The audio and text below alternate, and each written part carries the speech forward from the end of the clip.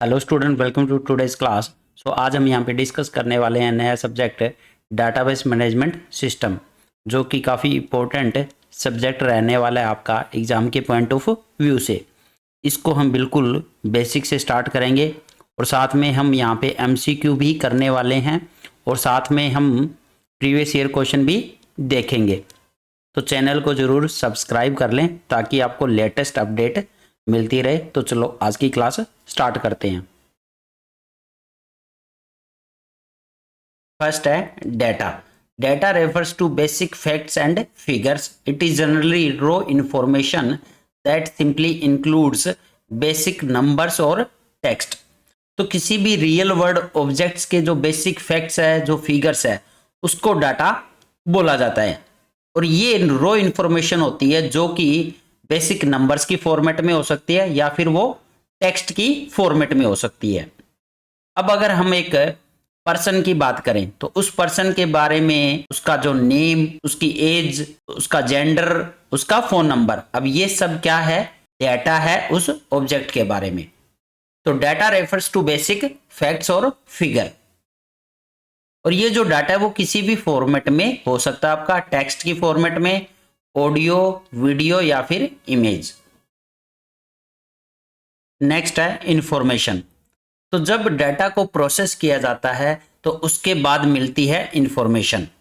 जैसे मान लो आपके पास में एक क्लास है और उस क्लास की एक लिस्ट अवेलेबल है जिसमें स्टूडेंट के नाम, उनका नाम और उनके रोल नंबर और साथ में वहाँ पे मार्क्स भी दिए हुए हैं उस लिस्ट में। जब इस लिस्ट को प्रोसेस किया जाए और आप एवरेज मार्क्स के लिए इसको प्रोसेस कर रहे हो, मान लो आपको एवरेज मार्क्स फाइंड आउट करने हैं इस क्लास के, तो यहाँ पे प्रोसेसिंग होने के बाद में आपको एवरेज मार्क्स मिल जाएगा। अब ये जो एवरेज मार्क्स मिला है ये कहलाता है इंफॉर्मेशन। तो प्रोसेस्ड डाटा इज इंफॉर्मेशन। अब नेक्स्ट है यहाँ पे डाटाबेस। क्या होता है फिर? तो database it is the collection of similar और रिलेटेड डेटा। तो जिसमें सिमिलर और रिलेटेड डाटा के कलेक्शन को डाटाबेस बोला जाता है। अब यहाँ पे सिमिलर का मतलब क्या है? तो अगर हम रेलवे रिजर्वेशन सिस्टम के डाटाबेस की बात करें तो यहाँ पे इस डाटाबेस में आपको सिर्फ ट्रेन्स के बारे में ही इंफॉर्मेशन मिलेगी। तो ये जो ट्रेन्स के बारे में इंफॉर्मेशन मिल रही है मतलब कि ये सिमिलर और इंटर रिलेटेड डाटा है यहाँ पे।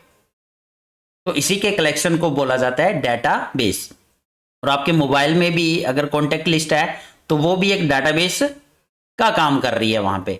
ऐसे ही अगर हम कॉलेज लेवल पे बात करें तो कॉलेज लेवल पे जो डाटाबेस अवेलेबल होता है वो आपका स्टूडेंट्स का या फैकल्टी का या कोर्स डिटेल्स का। तो इस तरह से ये जो डाटा मिलता है ये सारा सिमिलर और इंटर रिलेटेड डाटा होता है। इसके कलेक्शन को ही बोला जाता है डाटाबेस। नेक्स्ट है डाटाबेस मैनेजमेंट सिस्टम, जिसको शॉर्ट फॉर्म में बोला गया है डीबीएमएस। तो अब ये डीबीएमएस क्या होता है? तो अभी हमने देखा डाटाबेस क्या होता है। तो डाटाबेस क्या होता है? जिसमें बहुत सारा डाटा स्टोर होता है, कलेक्शन ऑफ सिमिलर और रिलेटेड डाटा। अब ये जो डाटा है उस डाटा को कैसे हम एक्सेस करेंगे, कैसे उसको मैनेज करेंगे, कैसे उसमें कुछ भी इंसर्ट करना हो नया डाटा तो कैसे करेंगे, अगर डिलीट करना हो तो कैसे करेंगे। अब आपने डाटाबेस तो बना लिया है बट इस डाटाबेस को एक्सेस भी तो करना है, मैनेज भी तो करना है। तो इसको एक्सेस और मैनेज करने के लिए एक सॉफ्टवेयर यूज होता है, एक सॉफ्टवेयर यूज होता है जिसको बोला गया है डीबीएमएस। तो डीबीएमएस क्या है? एक सॉफ्टवेयर है या फिर set of program use to manage the database. अब इस पूरे डाटाबेस को कौन मैनेज करेगा? ये सॉफ्टवेयर मैनेज करेगा, डीबीएमएस। अब इसके एग्जाम्पल कौन कौन से हैं?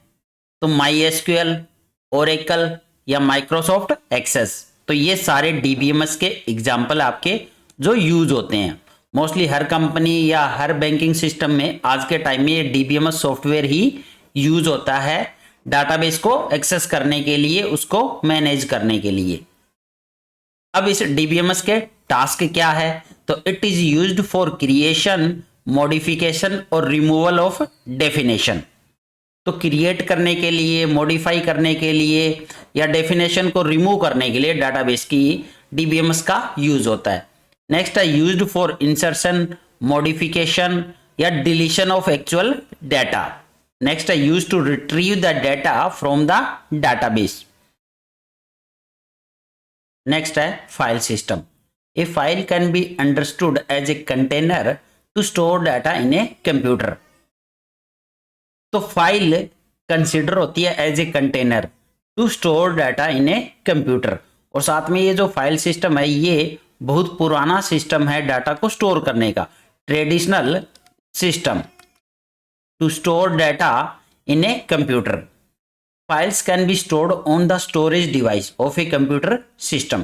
तो ये आपकी मेमोरी में स्टोर होती है, कंप्यूटर की मेमोरी में, तो या फिर ये कह सकते हो आप डिस्क में, जो हार्ड डिस्क होती है वहां पे स्टोर होती है फाइल्स। अब जैसे मान लो आपने एक फाइल ओपन करी नोटपैड, अब इस नोटपैड में आपने कुछ डाटा स्टोर किया, स्टूडेंट की लिस्ट ही मान लो, यहाँ पे नेम, रोल नंबर, कुछ इस तरह से डाटा स्टोर किया। अब जब इसको सेव करोगे आप, जब इसको सेव करोगे तो कंप्यूटर में हार्ड डिस्क में सेव करोगे। अब हार्ड डिस्क में आपके सामने ड्राइव आती है, C, D या E, किसी भी एक ड्राइव में आप सेव करोगे फाइल का नाम देकर। अब ये जो फाइल है ये एज ए कंटेनर का काम कर रही है to store the data in a computer, और ये आपकी कंप्यूटर की मेमोरी में स्टोर होगी। इसी को बोला गया फाइल सिस्टम, और ये फाइल सिस्टम आज भी यूज होता है। अगर आप C ड्राइव ओपन करोगे, कंप्यूटर की C ड्राइव अगर ओपन करते हो तो वहां पे कोई भी फोल्डर अगर विंडोज का ओपन करोगे तो वहां पे आपको मिलने वाला है, फोल्डर के बाद भी और सब फोल्डर मिलते हैं, मतलब कि डायरेक्टरी, सब डायरेक्टरी, फिर सब डायरेक्टरी। तो इस तरह से फाइनली आपको कहीं ना कहीं 5 या 6 स्टेप के बाद में एक फाइल मिलती है जहां पे इंफॉर्मेशन स्टोर होती है, जहां पे डाटा स्टोर होता है। तो इस तरह से फाइल सिस्टम स्टोर करता है डाटा को कंप्यूटर में। अब इसकी लिमिटेशन क्या है? तो इस फाइल सिस्टम की कुछ लिमिटेशन भी है। फिर सबसे पहली आपकी डिफिकल्टी इन एक्सेस। तो देखो यहां पे जो भी फाइल आपकी स्टोर है, जो भी फाइल आपकी स्टोर है नोटपैड में, मान लो नोटपैड में, तो सबसे पहले इस फाइल का नेम आपको पता होना चाहिए। अगर आप इस फाइल को एक्सेस करना चाह रहे हो तो आपको फाइल का नाम पता होना चाहिए। उसके बाद में इसकी लोकेशन भी आपको पता होनी चाहिए, आपको इसकी लोकेशन भी पता होनी चाहिए, और साथ में इसकी एक्सटेंशन भी पता होनी चाहिए, तभी आप इस फाइल को एक्सेस कर सकते हो। अब इस फाइल को एक्सेस करने के लिए कोई ना कोई प्रोग्राम लिखा जाएगा, क्योंकि हम फाइल को एक्सेस कर सकते हैं यूजिंग प्रोग्राम। वो प्रोग्राम आपका C लैंग्वेज में भी हो सकता है या फिर पाइथन में भी हो सकता है। तो पाइथन में जैसे फाइल हैंडलिंग एक चैप्टर है, ऐसे ही C लैंग्वेज में भी फाइल हैंडलिंग के नाम का एक चैप्टर है, जहां पे हम फाइल को एक्सेस करते हैं। फाइल में कुछ भी रीड करना हो, राइट करना हो, text file, binary file, CSV file, तो ये सेम डिफिकल्टी इन एक्सेस। तो इसमें भी सेम हम प्रोग्राम लिखेंगे, और उस प्रोग्राम को किसी भी लैंग्वेज में लिखना अपने आप में एक डिफिकल्ट टास्क बन जाता है यहाँ पे। और उस फाइल के बारे में इतनी इंफॉर्मेशन भी आपको पता होनी चाहिए, उस फाइल, उसका फाइल नेम, उसकी लोकेशन, उसकी एक्सटेंशन। तो इसलिए फाइल सिस्टम में फाइल को एक्सेस करना डिफिकल्ट होता है, इतना इजी टास्क नहीं है, क्योंकि आपको प्रोग्राम भी लिखना पड़ेगा। अब प्रोग्रामिंग लैंग्वेज की भी नॉलेज होनी चाहिए। Next data data redundancy. तो डाटा रिडंडेंसी का मतलब है डुप्लीकेसी। तो यहाँ पे डुप्लीकेट डाटा भी अवेलेबल होता है, तो ये भी एक फाइल सिस्टम की प्रॉब्लम है। अब वो कैसे डुप्लीकेट डाटा अवेलेबल होता है? मान लो कोई कॉलेज है, अब वो डाटा आपका फाइल सिस्टम की फॉर्मेट में स्टोर कर रहा है, तो इस कॉलेज में अलग अलग डिपार्टमेंट भी होंगे आपके, अलग अलग डिपार्टमेंट भी।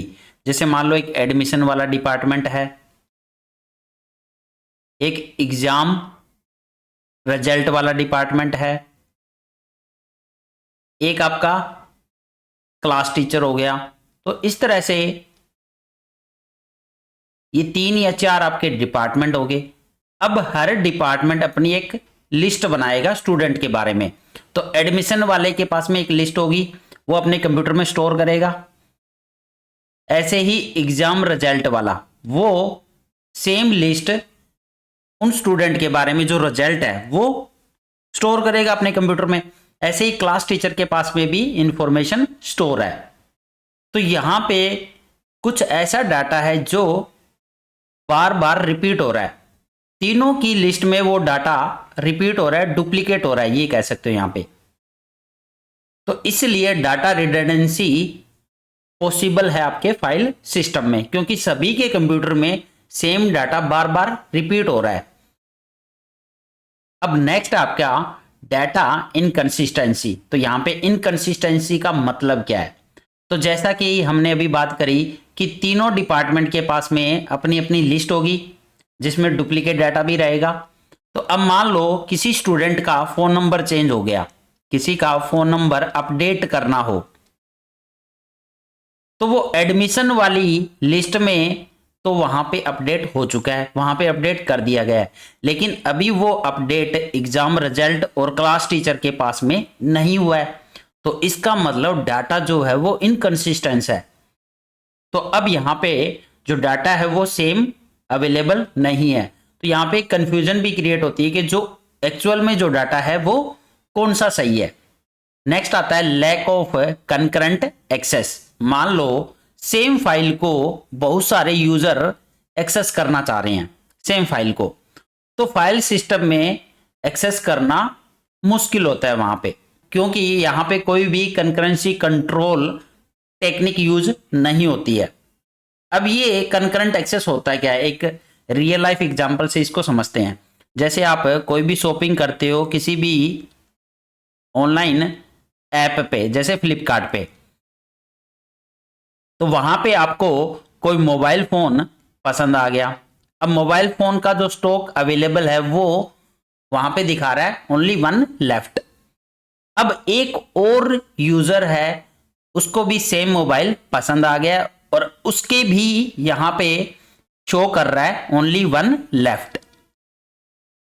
अब दोनों के पास में जो शो कर रहा है कि एक स्टॉक अभी अवेलेबल है, और दोनों सेम टाइम पे अगर ऑर्डर करते हैं, दोनों सेम टाइम पे ऑर्डर करते हैं, तो दोनों के पैसे भी वहां से डिटेक्ट हो जाएंगे और दोनों का ऑर्डर भी लग जाएगा।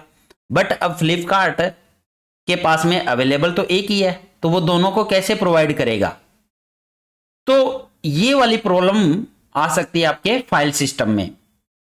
अगर हम एक साथ किसी सेम फाइल को एक्सेस करना चाहें तो वहां पे कंकरेंट एक्सेस पॉसिबल नहीं है, क्योंकि उससे ये प्रॉब्लम क्रिएट हो सकती है। बट अगर यही सेम चीज अगर हम डीबीएमएस में यूज करना चाहें तो वो आप इजीली कर सकते हो, क्योंकि जो डीबीएमएस है वो कंकरेंट टेक्निक का यूज करता है, तो इस वाली प्रॉब्लम को वो नहीं आने देगा।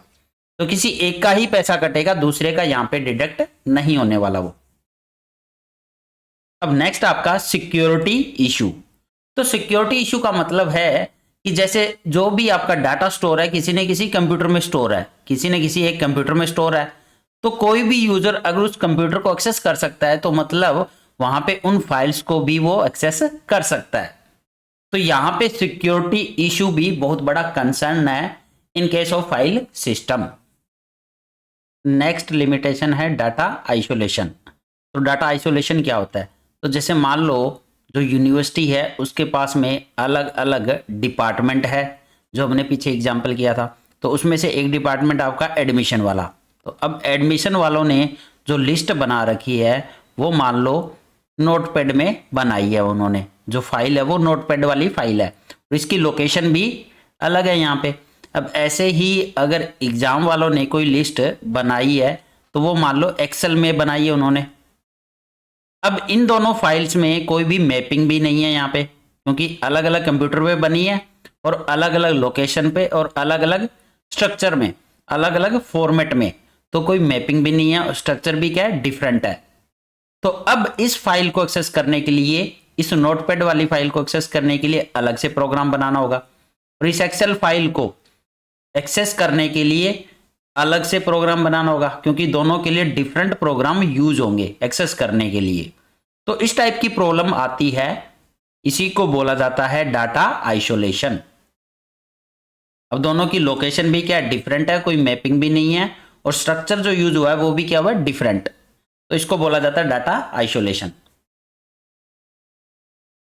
नेक्स्ट है 3 लेवल आर्किटेक्चर। तो 3 लेवल आर्किटेक्चर बेसिकली यूज होता है to describe the structure of DBMS. तो डीबीएमएस के स्ट्रक्चर को डिस्क्राइब करने के लिए 3 लेवल ऑफ आर्किटेक्चर का यूज किया जाता है, और साथ में ये सेपरेट करता है यूजर एप्लीकेशन को फ्रॉम द फिजिकल डाटाबेस। तो एक्चुअल में जहां पे डाटाबेस आपका स्टोर है, अब उस डाटाबेस को एक्सेस करने के लिए जो एप्लीकेशन बनाई जाती है, यूजर एप्लीकेशन, क्योंकि यूजर उस डाटाबेस को एक्सेस करेगा, तो इन दोनों को सेपरेट करने का काम 3 लेवल ऑफ आर्किटेक्चर करता है यहां पे। अब उस यूजर को नहीं पता है कि जो एक्चुअल में जो डाटा है वो स्टोर कहां पर है और किस फॉर्मेट में स्टोर है, तो ये सारी डिटेल उस यूजर से यहां पे हाइड की जाती है, क्योंकि उस यूजर का काम है सिर्फ डाटा को एक्सेस करना, डाटा को यूज करना। अब इसके पीछे क्या टेक्निक यूज हो रही है, कैसे स्टोर हो रहा है, वो कौन सी टेक्निक यूज की जा रही है स्टोर करने के लिए, मेमोरी में एक्सेस कैसे हो रहा है, इन सब से कोई मतलब नहीं होता यूजर को। तो यहां पे ये सब कुछ हाइड करने के लिए यूज होता है डाटा एब्स्ट्रैक्शन। डाटा एब्स्ट्रैक्शन, तो it is the process of hiding unwanted और irrelevant details from the end user. तो जो भी अनवांटेड और इररिलेवेंट डिटेल्स है जो यूजर से हाइड की जा सकती है, तो उसके हाइड करने के प्रोसेस को डाटा एब्स्ट्रैक्शन बोला जाता है। It is provided through different view और लेवल्स। अब ये किसके थ्रू प्रोवाइड किया जाता है, डिफरेंट डिफरेंट व्यू और डिफरेंट डिफरेंट लेवल्स के थ्रू, जिसमें से 3 लेवल आर्किटेक्चर यूज होता है। अब ये क्या करता है, आपके डाटाबेस डिजाइन को 3 लेयर्स में डिवाइड करता है या 3 लेवल्स में डिवाइड करता है। अब वो 3 लेवल्स कौन कौन से हैं, तो सबसे पहला है व्यू लेवल, जिसको एक्सटर्नल लेवल भी बोला जाता है।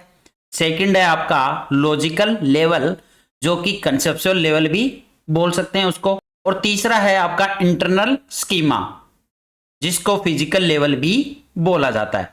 तो इस तरह से पूरे आपके डाटाबेस के स्ट्रक्चर को 3 लेवल में डिवाइड किया जाता है। अब इन 3 लेवल्स का काम क्या है, हर लेवल पे किस टाइप की प्रोसेसिंग होती है। तो सबसे पहले अगर हम बात करें फिजिकल लेवल की, फिजिकल लेवल जो कि है एक इंटरनल स्कीमा भी, तो ये आपका lowest level of data abstraction रहता है या लोवेस्ट लेवल ऑफ आर्किटेक्चर। और फिजिकल लेवल क्या डिफाइन करता है कि how the data is actually stored. तो जो डाटाबेस में जो डाटा है वो एक्चुअल में कैसे स्टोर है, उसके स्ट्रक्चर को ये डिफाइन करता है कि किस फॉर्मेट में वो डाटा स्टोर है, उसके लिए कौन सी टेक्निक यूज की गई है डाटा को स्टोर करने के लिए। हो सकता है वो बी ट्री का यूज कर रहा हो सकता है बी प्लस ट्री का यूज कर रहा हो सकता है कोई हैशिंग टेक्निक यूज कर रहा हो, इंडेक्सिंग यूज कर रहा हो। तो कौन सी टेक्निक यूज कर रहा है डाटा को स्टोर करने के लिए, ये बताता है आपका फिजिकल लेवल। और साथ में स्टोरेज लेवल या मेमोरी लोकेशन, अब मेमोरी में कहां पे आपका डाटा एक्चुअल में स्टोर है, ये भी कौन बताएगा, फिजिकल लेवल।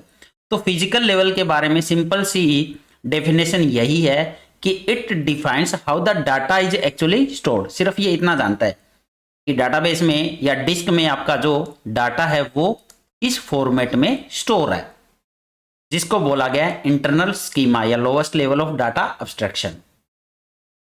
अब नेक्स्ट अगर हम बात करें कंसेप्चुअल लेवल की, जिसको बोला गया लॉजिकल लेवल। तो लॉजिकल लेवल क्या करता है, what stored in the database and what the relationship is between them. अब उस डाटाबेस में क्या स्टोर है और उनके बीच में क्या रिलेशनशिप है, ये बताता है आपका लॉजिकल लेवल या कंसेप्चुअल लेवल। तो एक्चुअल में जो डाटा स्टोर है अब वो क्या है और उनके बीच में क्या रिलेशन है। तो यहां पे जो डाटा स्टोर होता है वो ईआर डायग्राम के थ्रू स्टोर होता है। तो ईआर डायग्राम जो होता है वो एक कंसेप्चुअल डाटा मॉडल है जो डाटा को स्टोर करता है और उनके बीच में रिलेशनशिप भी बताता है। और नेक्स्ट ये डिस्क्राइब करता है structure of the entire data. तो पूरे डाटाबेस के स्ट्रक्चर को कौन डिस्क्राइब करता है यहां पे? Conceptual level. तो अब देखो, फिजिकल लेवल डिफाइन करता है कि how the data is actually stored, data कैसे स्टोर है आपका डिस्क में। और कंसेप्चुअल लेवल क्या बताता है कि उस डाटाबेस में क्या डाटा स्टोर है और उन डाटा के बीच में क्या रिलेशनशिप है। जैसे ईआर डायग्राम हो गया, या ईआर डायग्राम में भी अब डाटा कैसे स्टोर होता है फर्दर अगर हम बात करें तो टेबल्स की फॉर्मेट में। तो यहां पे जो डाटा स्टोर रहने वाला है वो कैसे रहेगा? टेबल्स की फॉर्मेट में। और ये डिस्क्राइब करता है स्ट्रक्चर ऑफ इंटायर डाटाबेस को। अब फाइनली आपका आता है व्यू लेवल। अब ये व्यू लेवल क्या होता है? यहां पे देखो, हर यूजर के लिए अलग अलग व्यू अवेलेबल है। सभी यूजर के लिए जरूरी नहीं है आपका जो व्यू होने वाला है वो सेम होने वाला है। मतलब कि हर यूजर जो डाटा देखेगा डाटाबेस से वो डिफरेंट रहने वाला है। कि किसी को हो सकता है उस टेबल के सिर्फ 2 ही कॉलम दिखाई दे, किसी यूजर को हो सकता है वहां पे 1 कॉलम और एक्स्ट्रा दिखाई दे। तो ये जो व्यू है, ठीक है, जो यूजर देख सकता है वो डिफरेंट हो सकता है हर यूजर के लिए। इसीलिए यहां पे n number of view use होते हैं।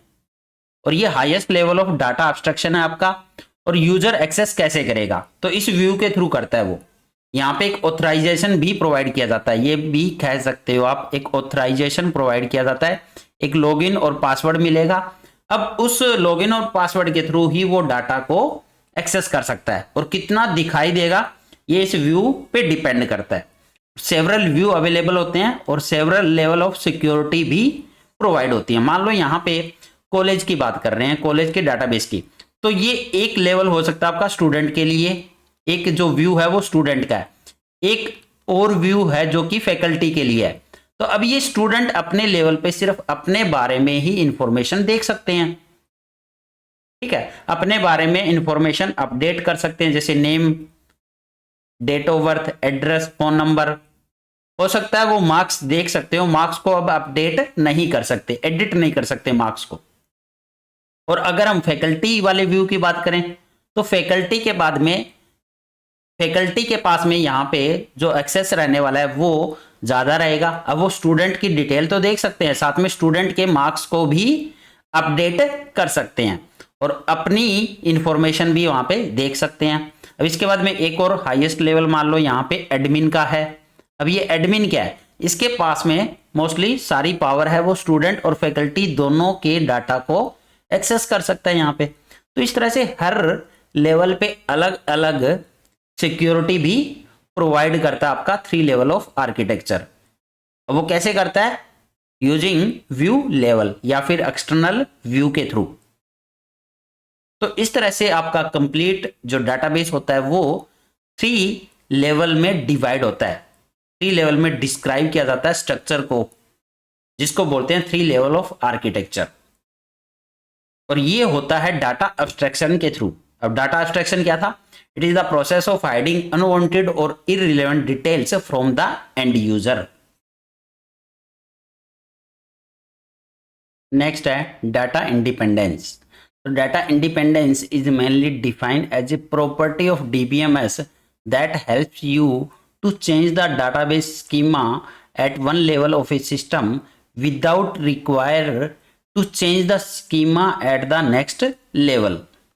तो डाटा इंडिपेंडेंसी क्या होती है? अगर आप किसी एक लेवल पे कुछ भी चेंज करना चाहते हो तो वो चेंज दूसरे लेवल पे इफेक्ट नहीं होना चाहिए, ठीक है। तो उस चेंज की वजह से दूसरे लेवल में कुछ भी चेंज नहीं आना चाहिए, इसको बोला जाता है डाटा इंडिपेंडेंस। अब यहां पे 2 टाइप के डाटा इंडिपेंडेंस होते हैं आपके। फर्स्ट आपका लॉजिकल डाटा इंडिपेंडेंस और सेकंड आपका फिजिकल डाटा इंडिपेंडेंस।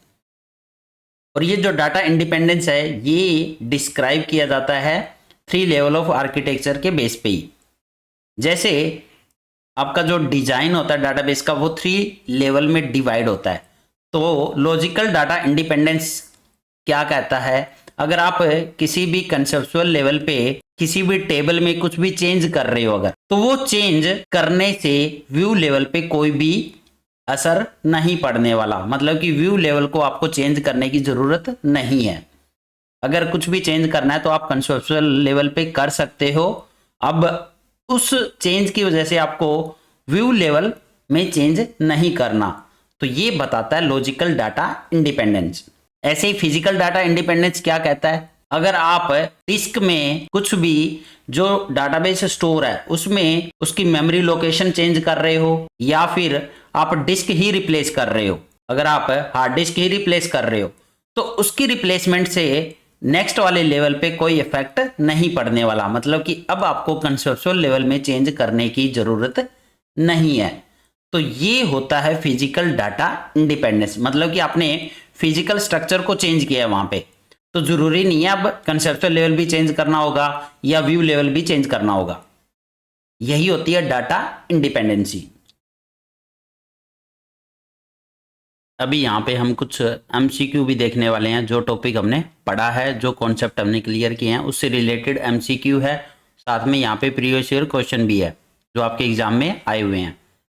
तो पहला क्वेश्चन है, a database management system is a type of software.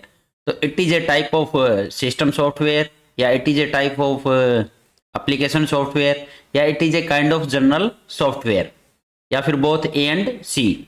तो जो डीबीएमएस होता है वो एक सिस्टम सॉफ्टवेयर होता है हमारा, तो वो एक सिस्टम सॉफ्टवेयर होता है, इसलिए इसका आंसर हो जाएगा ए। अब ये सिस्टम सॉफ्टवेयर क्यों होता है, क्योंकि ये बहुत सारे काम करता है, डाटाबेस को मैनेज करता है, डाटाबेस को क्रिएट भी कर रहा है, उसमें इंसर्ट भी कर रहा है, उसको डिलीट भी कर रहा है। तो सारा डाटाबेस को मैनेज करने का काम डीबीएमएस का होता है, तो इसलिए it is a type of system software.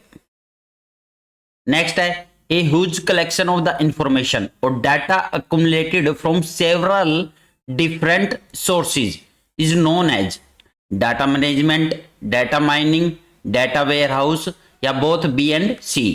तो अगर आपके पास में इंफॉर्मेशन कलेक्ट हो रही हो from different sources, from several different sources, तो इस टाइप के कलेक्शन को बोला जाता है डाटा वेयर हाउस।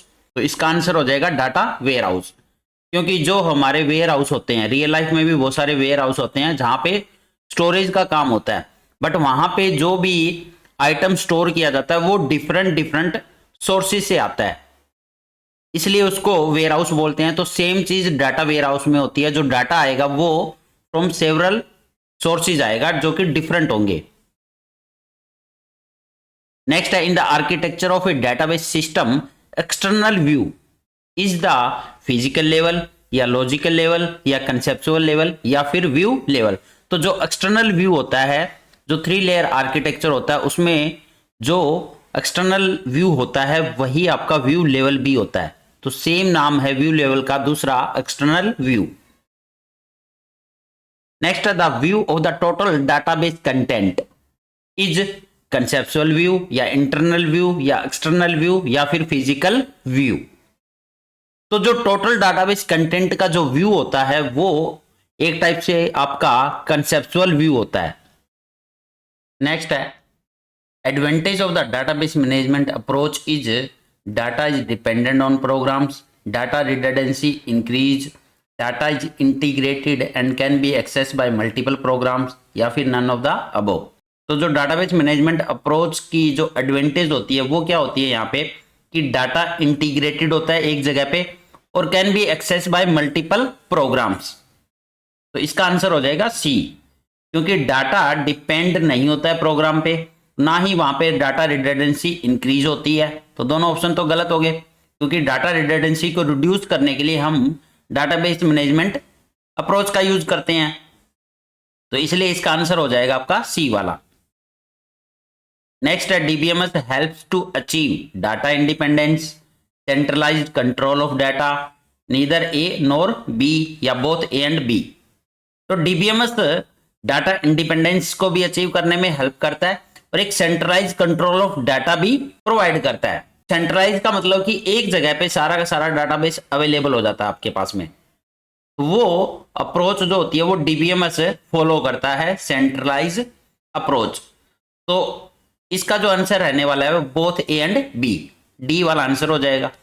डाटा इंडिपेंडेंस तो होता ही होता है, क्योंकि लॉजिकल डाटा इंडिपेंडेंस और फिजिकल डाटा इंडिपेंडेंस, दो टाइप की इंडिपेंडेंस रहती है डीबीएमएस में। Next the conceptual model is dependent on hardware, dependent on software, या dependent of both hardware and software, या independent of both hardware and software. तो जो कंसेप्चुअल मॉडल होता है वो independent of both hardware and software रहता है, तो इसका आंसर हो जाएगा डी वाला। ना ही वो हार्डवेयर पे डिपेंड होता है, ना ही वो सॉफ्टवेयर पे डिपेंड होता है हमारा कंसेप्चुअल मॉडल। नेक्स्ट है which database level is closest to the user. तो यूजर के क्लोजेस्ट रहता है एक्सटर्नल लेवल, क्योंकि एक्सटर्नल लेवल का दूसरा नाम है व्यू लेवल, जो कि यूजर के लिए होता है।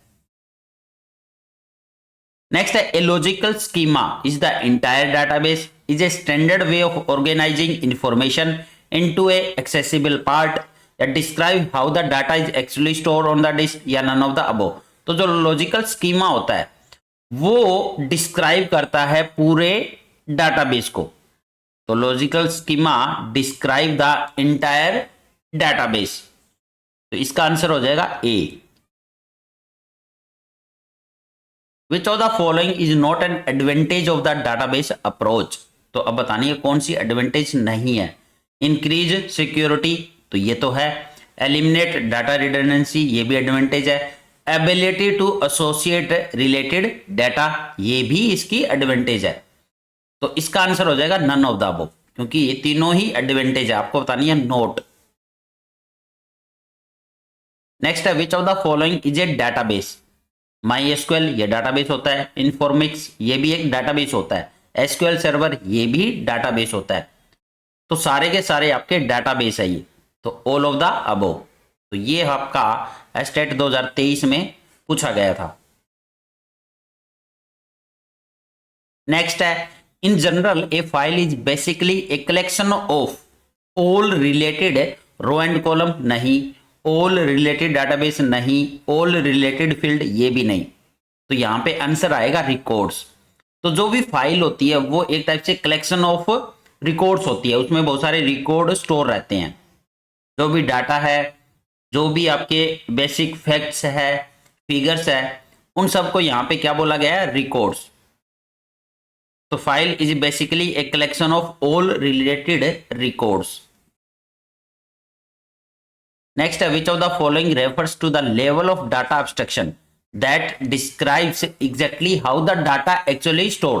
तो how the data actually store कौन सा लेवल बताता है हमें, जो 3 लेवल ऑफ आर्किटेक्चर है उसमें से जो डाटा एक्चुअल में कैसे स्टोर है वो बताता है फिजिकल लेवल।